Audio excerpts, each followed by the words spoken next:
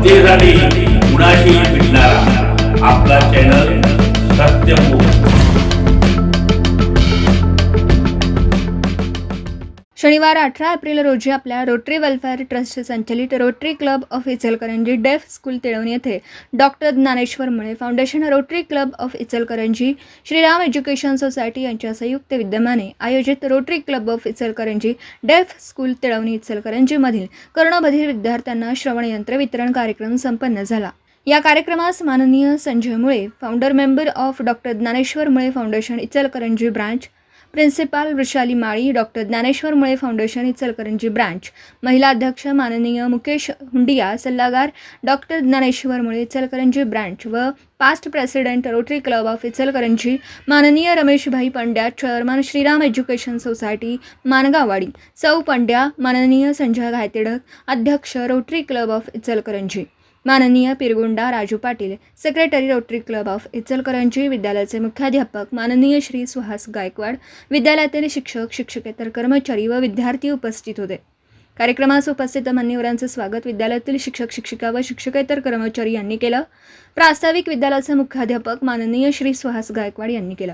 श्री संजय मुळे, श्री संजय घायतेडक, श्री रमेशभाई पंड्या व माननीय श्री राजन उरुणकर यांनी मनोगत व्यक्त केली। सूत्रसंचालन सौ रुपाली सलगर, साईन दुभाषित, विद्यालयातील कलास्थ व्यवसाय शिक्षिका सौ ऐश्वर्या देशमुख याही उपस्थित होत्या।